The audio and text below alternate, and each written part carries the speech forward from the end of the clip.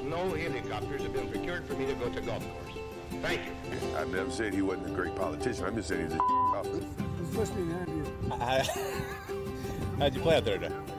Well, I found the conditions challenging, mostly because there's no grass on the golf course, but there never has been.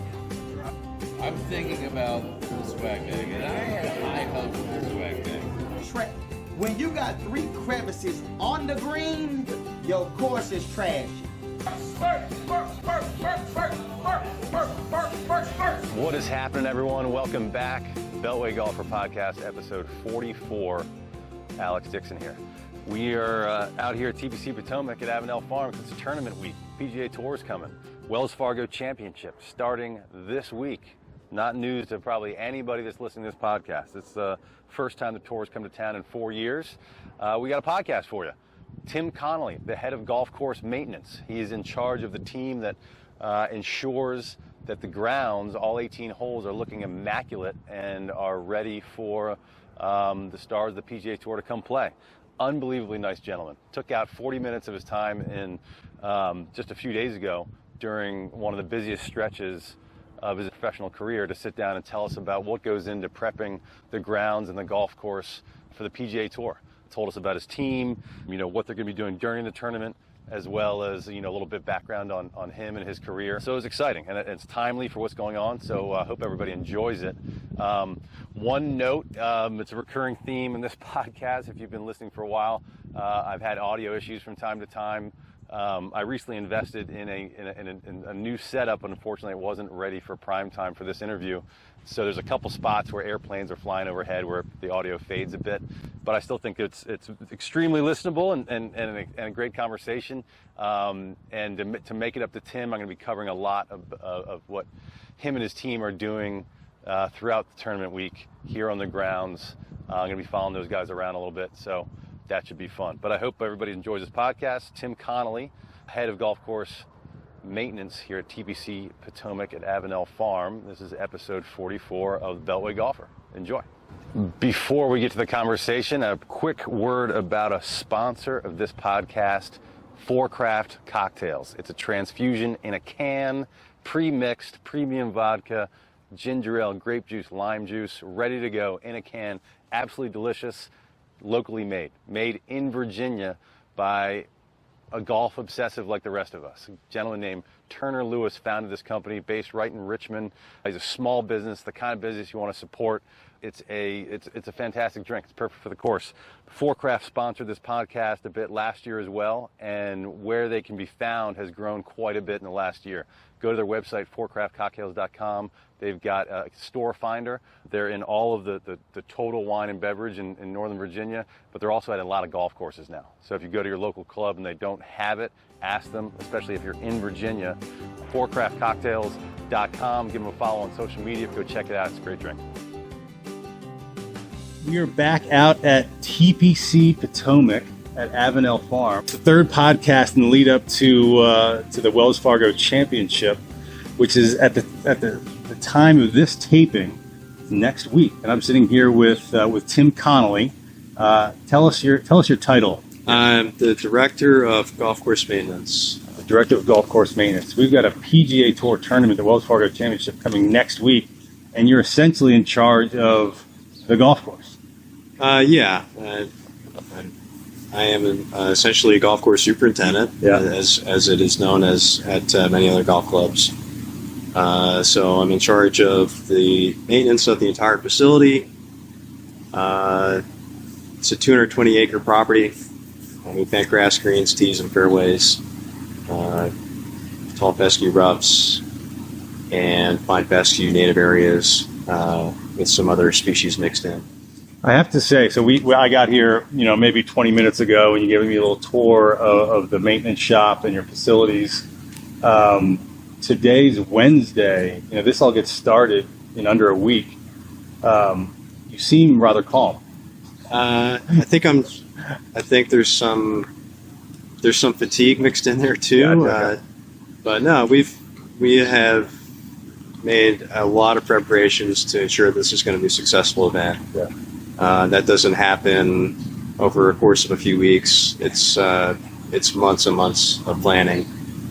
So we were essentially executing a plan that has been massaged over the last few months to make sure it's going to be really good, and our goal is to have a great tournament next week. So let's start there. So when does well, first off, we'll kind of get to your background and your history, but you've been in this kind of stint. You've been at TPC Potomac for a few years now, correct? Yes, I came back to Potomac in May of 2019. So I was at TPC Sugarloaf beforehand for about a year. Got it. So you've been here for a couple of years. When did you first know that the Wells Fargo Championship was coming? About a month before I transferred here. So it was been a while. Yeah. And then COVID got in the way, and it delayed the tournament coming here for 1 year. And when does the preparations for a tournament of this size really start in earnest? So we actually did a bunker renovation in the winter of 2019 and into 20. So we made some competitive changes during that bunker project. We also added a tee on number 2 and a bunker here on number 18, a right fairway bunker on 18 in September of last year. So it's been a couple of years that we've been preparing for this to make sure we're ready. The new tee on number 2, is that a back tee specifically for the pros? It's specifically for the tournament. I think it was a pickup of 19 or 20 yards, okay, which doesn't sound like much, but it basically puts the carry over the right fairway bunker in the 320 range, which may give some players some hesitation to try and carry the bunker, or at least flirt with it, or just make it a 3-hole or 3. Yeah, number 2 is a par 5 with a carry. There's a little creek, kind of about 80, 100 yards short of the green. Yeah, it's a dry gulch, but that definitely it's a huge factor in your second shot on that hole. So that new tee box, where does that hole max out on approximately? I think it's 641. Oh wow! Yeah, I don't think I have that second shot in my bag. Cool. And then so you put a fairway right behind us. We didn't talk about this, but for folks just listening, we're literally sitting perched over the 18th green, or the 18th hole green. What was the reasoning or motivation behind adding that fairway bunker? I think some of it was aesthetic. There were no bunkers on the right side of the fairway, and we have 3 rather large bunkers on the left side. So the idea was to really force the player, from a strategic standpoint, it was to force the player to not bail outright.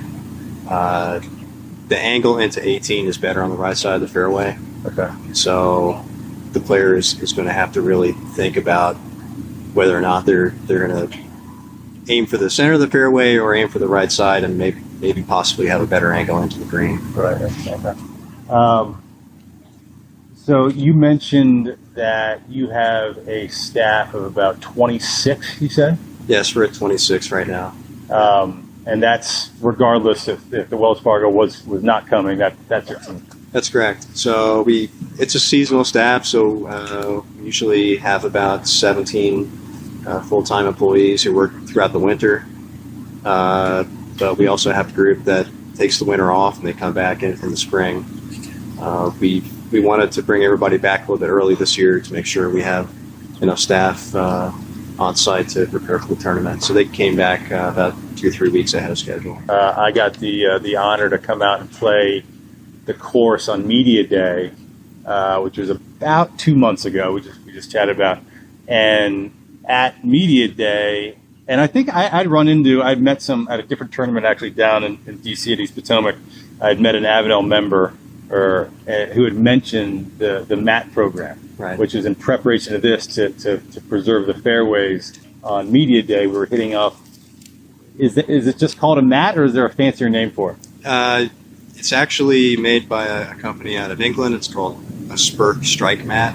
And Spurk Strike Mat. Yeah, so it's essentially a piece of plastic with a very thin piece of AstroTurf on top of the plastic. It has little anchors on the base of the plastic, so it it adheres to the playing surface really well. So you step on it, and even if you hit the shot kind of fat, the mat stays in place. So it's a high quality mat. The program rolled out in mid-December of last year. So huge thank you to our membership for adhering to the mat program throughout the winter and into the spring. So we played on mats, on fairways, from mid-December until Monday, which was our last day, Monday the 25th of April. If that wasn't in place, what, it would have just been that much more work, or were we looking at fairways that are all beat up? Or so basically, after first frost, when the growing season ends in the fall, any divot you take from then until mid-March, maybe even late March, it's not going to heal. Right. So we would have an accumulation of divots and landing areas that would really take away from the quality of the playing surface for a marquee PGA Tour event if we had otherwise not done the mat program. Is that a result of just the temperatures and what winter looks like here in the DC area, the Mid-Atlantic, or is that specific to bent grass? Or well, I think it would be for any kind of grass when the temperature gets below 32 degrees, and yeah, I mean, more so with bent grass, because it's called creeping bent grass for a reason. It does not fill in quickly, and it's hard to get bent grass seed to germinate in divot mix. So you're relying a lot on that grass to move laterally to fill in. So we're just starting to warm up now, temperature-wise, soil temperature-wise. So we have a really narrow window of time to prepare for this tournament. Yeah. It almost doesn't feel like that. We're a week out again. We're Wednesday before the week of the tournament. You're wearing a jacket. I'm wearing a pullover. I think it was in the 50s today, but still a beautiful day.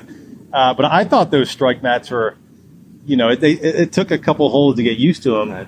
But it was actually a sneaky kind of alignment aid, because it's kind of a thin rectangle.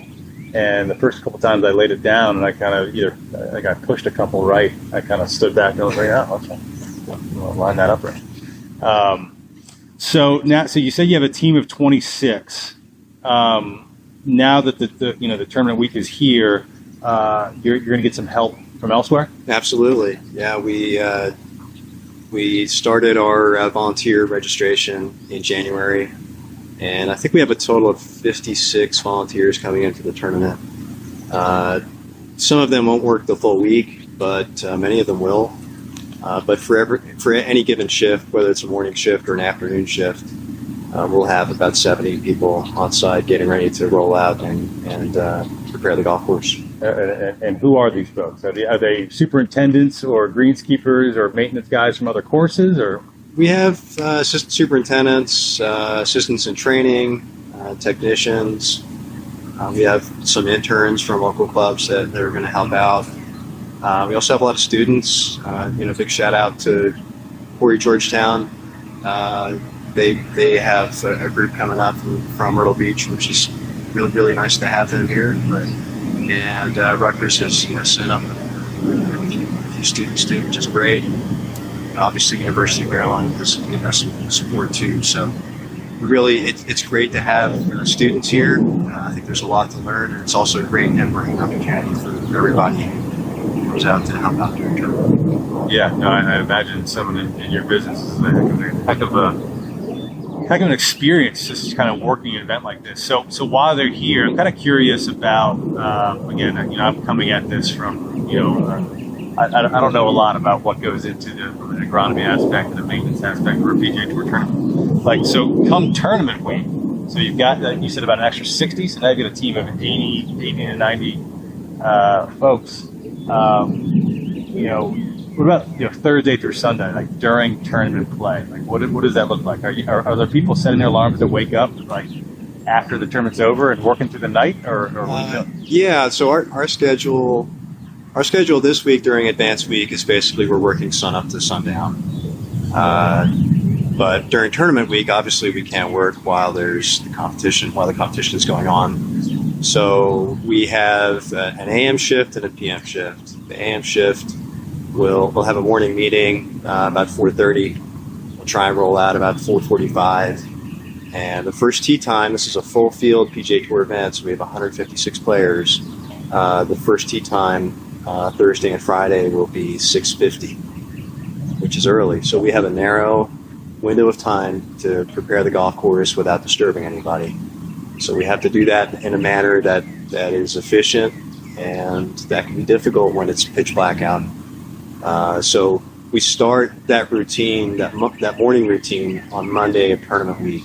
So by the time we get to the actual competition, everybody's kind of in a routine. They know where they're going. They know what the expectation is to execute. And then for the afternoon shifts, we obviously have to wait for play to either, get ahead far enough that we can work without disturbing anybody, or we just wait until they complete the round. So same thing, we'll have dinner about 4 o'clock, and then we'll roll out about 4:30, 5 o'clock, depending on when we can get out, and then we're hopefully off the golf course by 8 o'clock that night. And then it's back home, go to sleep, and do it all over again the next day. Now, are you this might be a really dumb question, but are you mowing like literally a day's worth of growth between each day? So we will mow greens every day during tournament week. We'll mow tees, fairways, approaches every day. Weather permitting, obviously, if we have rain and we risk damaging playing surfaces, we're not going to mow. But the roughs were mowed today. We'll probably mow them one day next week. That's basically it. It's a funny time of the year because all these grasses are just starting to wake up, so we don't have real vigorous growth. Yeah. So the clipping yield on all these playing surfaces will be relatively low during tournament week next week. Beyond mowing, is there, or when they're not, in between the rounds and when they're not playing and filling in, are you doing repair? Are you working on bunkers? Or is it just mowing? So the basic schedule for us in the mornings is to mow and roll greens. Okay. We'll mow the tournament tees, and we'll remove dew off of the other playing surfaces, the non-tournament tees, the fairways. We spend a lot of time to make sure the bunkers are up to the most official standards. So that requires a lot of people. And we'll come back in the afternoons and we'll mow the non-tournament tees, fairways, approaches. We may roll greens, we may mow them if it's necessary. But I don't know, it's kind of nice with the tournament date. We compare this tournament date to a late June tournament date, which this club has had multiple times in the past. There's not as much mowing going on during the tournament. Is that when the Quicken Loans was here last year in 2018? That was in June? It was late June, early July. I think it ended on July the 2nd, 2018. So am I understanding that right? You think this is a better time of year from a maintenance perspective? From a turf grass stress standpoint, it doesn't get any better than this. I mean, we can really push these surfaces from a firmness standpoint, from drying them down to make the surfaces firm as possible on fairways and greens without really risking killing the grass. Have we looked at I'm sure you have. I haven't. Have we looked at the forecast? Yeah, we look at it about 10 times a day and changes, but temperatures look good. I mean, it looks like it's going to be in the mid-70s for the tournament. There's a few chances of rain next week, but if we miss those rain chances, we're really optimistic we're going to have a good test for the players. Let's hypothetical, and I don't know when they're supposed to come, but let's say, Wednesday night is calling for a big rain. What is Wednesday at midnight or Thursday when you wake up? What does that look like in the shop? Like, how does that change things? Well, at that point, there's a lot of communication going on with rules officials to understand what the schedule for play will be. If there are any delays, hopefully we can get out. If there's any standing water on playing surfaces, we'll squeegee that off and get the bunkers ranked. If there's any sand that's washed, we'll get that repaired. But rain really limit the amount of setup that we'll do. At that point, it's let's get the competition going, and get some real tips. What about the course itself? Are there any certain, where I was like a course meeting, like different holes? Are there certain areas from a maintenance perspective that are trickier than others? I mean, there's some, there's a lot of elevation change. Certainly, on 12, certainly. Yeah, we call them the 10 and 11 are the low holes here. Right. So you come off of 9 green and you walk down the hill to 10 tees, and 10 and 11 are essentially in floodplains. So those holes are prone to flooding occasionally. So we're really hoping we don't have significant rain during tournament that creates that kind of circumstance. So TPC. So this is a tour-owned facility. That's correct. Well, how does that change the dynamic, or does it change the dynamic? Well, I mean, I think compared to other private clubs in DC, and part of our mission is part of our purpose is to host PGA Tour tournaments, whether it's on the PGA Tour, the Champions Tour, the Korn Ferry Tour. So it's part of what we do is to host tournaments. So yeah, it's an interesting dynamic that we have at the club, where we have a large membership that is really active. They have a passion for golf, and we love serving them and giving them a great experience in the golf course. But when a tournament arrives, the focus really turns on ensuring that we give our PGA Tour players a great site for their competition. Does the tour or I guess even the players, like when they come here, do they view it a little bit differently? Like this is one of our own, this is a home course kind of thing? Yeah, I mean, the expectation is that there are a few standards that TPCs have. We have great practice facilities, and the maintenance standards should be really, really high. But it's not only that; it's the experience inside the clubhouse and the service levels that all the employees really show here. It's part of what we do to ensure that the players feel really welcome, because it is in essence their club. Yeah. I've heard the phrase a lot, tournament or greens at tournament speeds. Right. Are you allowed to share, what the expectation is, as far as I'm sure a lot of folks when they listen to an interview with a superintendent or head of maintenance, what is your goal for green speed? I think when we talk about green speed, you have to think about limiting factors. So if we were to get the greens up to 13.5, 14 here, it would become laughable. Then the competition would just be a bit of a joke. So we want to create a fair test for the best players in the world. At this property, I think between 12 and 13 is a good number. So right now we're in advanced week. We're about 5-6 days away from the competition, and we're in the mornings after a single cut, we're right around 11.5, which is a really good place to be. And since we don't have vigorous growth going on right now, there's really not much we need to do to achieve the green speed that we want for the tournament. Do they talk to you in terms of, we kind of chatted briefly before we got started here about expectations of scores, and you're like, yeah, I don't think I have a good expectation. But yeah, I think about U.S. Opens when there's clearly there's a goal for a scoring range at the end. Right. When they're talking about preparation of greens and rough, are you in conversations where we'd like this winning score to be somewhere between here and here? Yeah, that's never in the conversation, really. Okay. This is a tough golf course, and it's been a proven site over the years since the renovation to be a really tough place to score well. It's a different ballgame this time around, though. Yeah. It's early May. We're sitting in the roughs, and the roughs right now are mowed at 3 inches.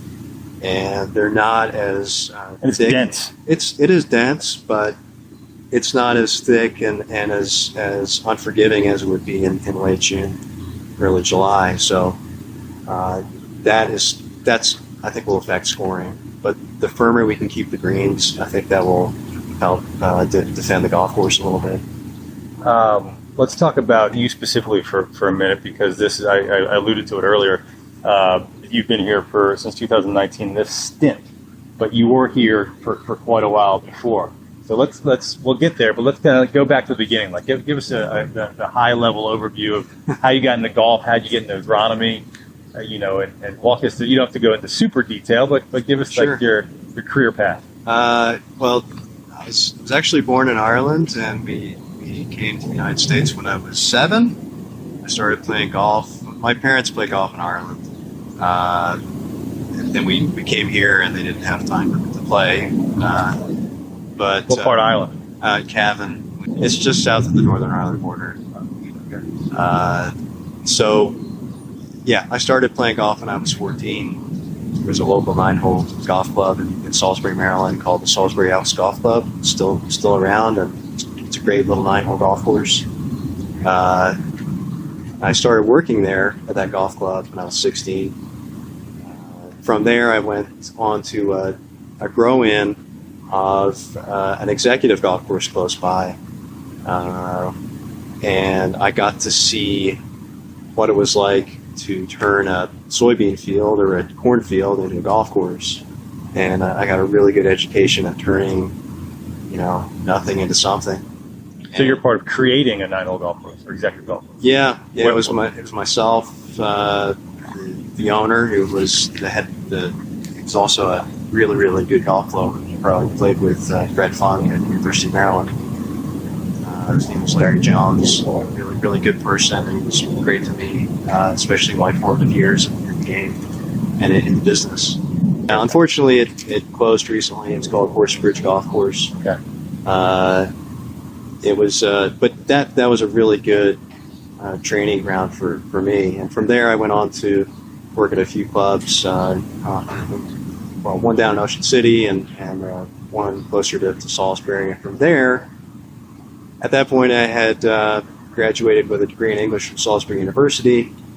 Didn't know exactly what I wanted to do, but I really liked golf. I had a passion for the game, and I had a passion for working outside. So I went back up to Rutgers University and got a 2-year degree at Rutgers, and came here as a spray tech in 2004, in May of 2004.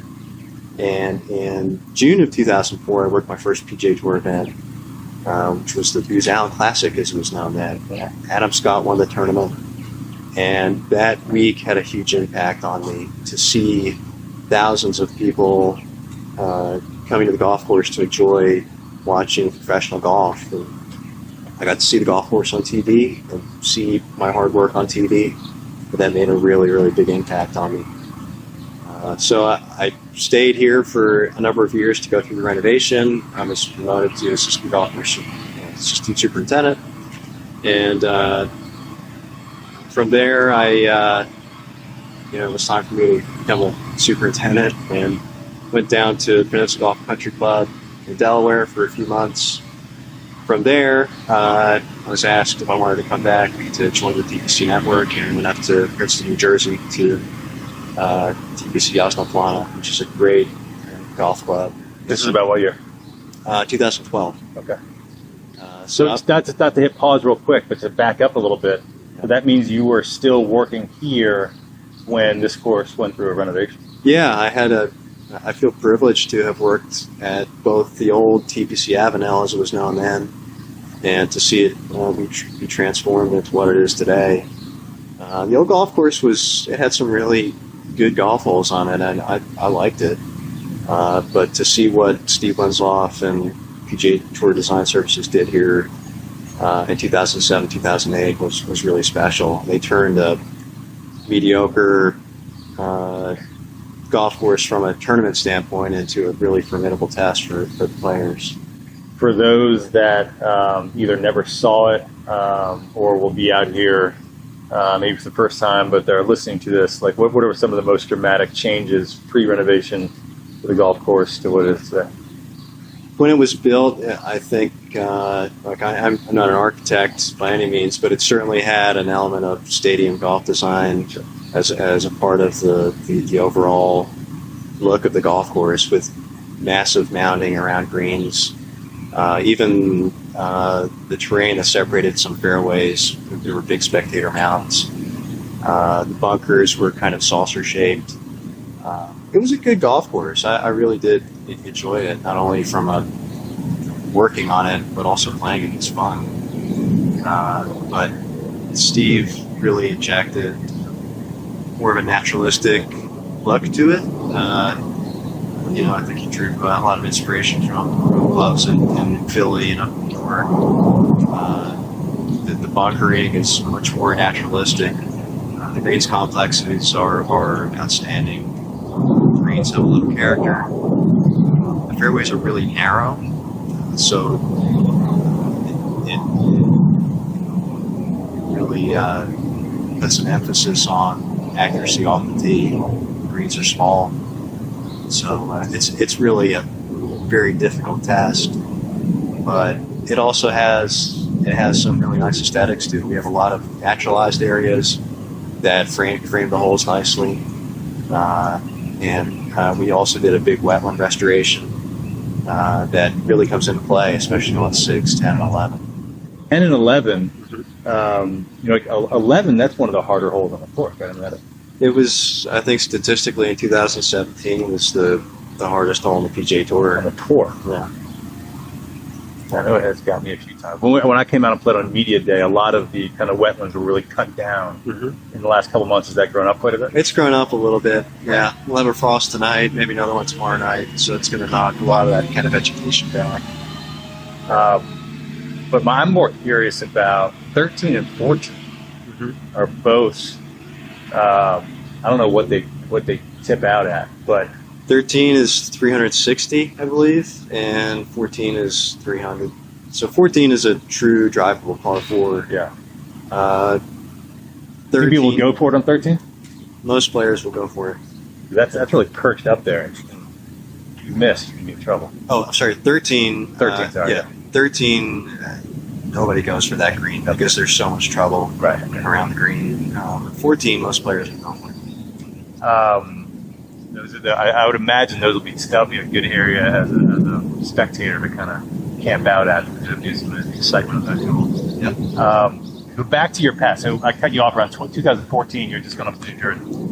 Yeah, 2012 went up to TPC Potomac, which is a club that is managed by the PGA Tour. It hosted 2 Champions Tour events in the early 2000s. It has connections to the Johnson family. It was basically developed by J. Stewart Johnson and his wife, Sarah Johnson. It's a really, really cool property that was essentially a estate that was retrofitted, or the golf course was retrofitted. Grand estate, beautiful piece of property. But I had an opportunity in 2018 to go down to Atlanta, down to Sugarloaf, and go through a renovation at Atlanta.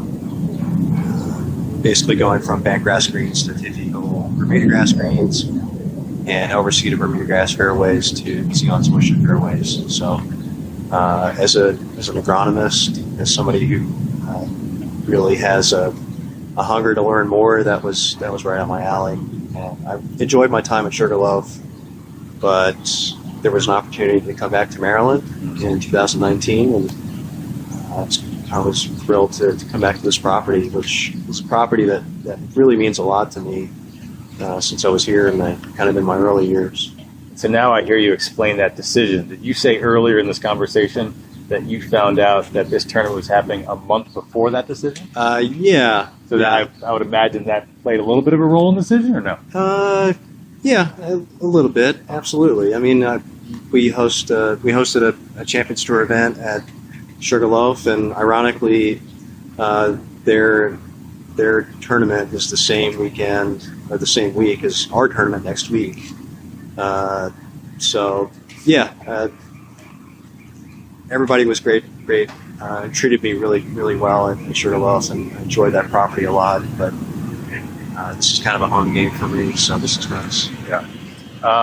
What about the fans and the spectators from a golf course maintenance point of view? You know, you've got spectators listening to this. You know, what is, from your point of view? Yeah, how do spectators and these levels of crowds make your team's life difficult? Is there anything you wish spectators didn't do, or to make your life easier? Or? I can't give you a ride in my golf cart.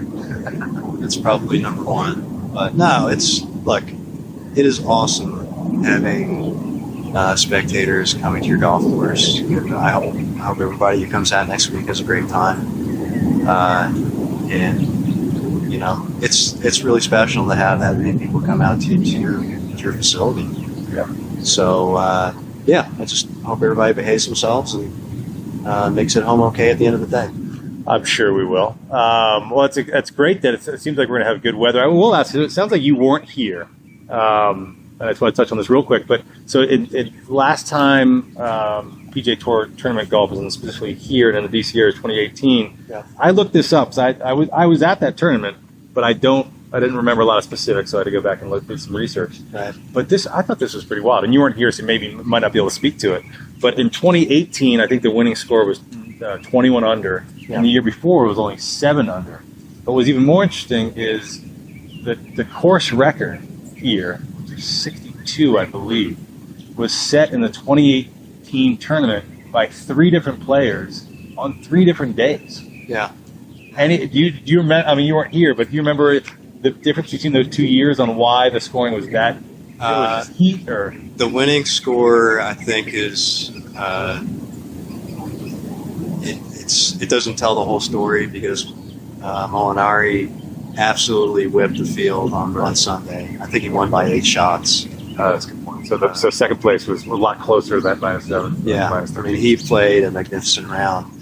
But the thing I really like about that is that the score, like, the place is gettable if the conditions are right and if the player is playing well enough. But yeah, in general, the scoring here since the renovation has been relatively high. One thing that will be interesting here next week is that the rough is not going to be up. So we'll see from a scoring standpoint how that's going to affect the winning score. Yeah. Well, I'm excited. I'm going to be out here all week, and congratulations on getting the course looking like $1 million. Looks amazing, and I'm sure it's going to be a great tournament. Before I get you out of here, on a more personal note, you still go down? You still have connections down the Eastern Shore? Yeah. My mom and dad still live down right across from Salisbury University, so okay. Try and make it down there as often as we can. Any favorite courses down there or recommendations? Probably I love Eagles Landing and Round Point. Those are probably my 2 favorites down that neck of the woods. Yeah, 2 great ones. But there's great golf down the Eastern Shore. Yeah. I mean, there are a lot of little jewels down there that sometimes get overlooked. But yeah, that's a great little trip. That little southern stretch of Ocean City with Eagles Landing and Rough Point and Ocean City Golf Club. Yeah, absolutely. Very cool, very cool. All right, well, listen, I'll let you get out of here. I know you need to get some sleep. You have big another 10, 15 days in front of you. So thank you very much for joining me and telling us about the preparation for the tournament. I appreciate it. I mean, what we have this week and what we'll have next week, it's the product of a lot of hard work by a lot of people, and I'm really blessed to work with a great group. We have an exceptionally good staff, and their hard work will show next week. In particular, I have a few management team members that really do an outstanding job. Marvin Martinez, Tad Dinan, Danny Venditti, Mike Mastrangelo, Wilmer Tercios, Kevin Ardinger, and Doug Rowan. These guys do a great job top to bottom, and there are a lot of names I'm not going to mention or I can't mention, but everybody on my team does just an absolutely amazing job, and I'm honored to work with them. That's awesome. Well, I wish you and the whole team in the tournament warm weather and clear skies. Cheers. Yeah, bring it. Yeah. All right. Thank you, Tim. Appreciate Good stuff. I don't have a good golf game, but I don't really care. I'm a regular dude living in DC, and I want to know about DC-centric golf stuff. If you can tell me something that I don't already know, then that is great for me. I don't want the regular stuff. I want exciting stuff. I want different stuff. I want stuff I can't hear elsewhere. But I want it to be about DC golf.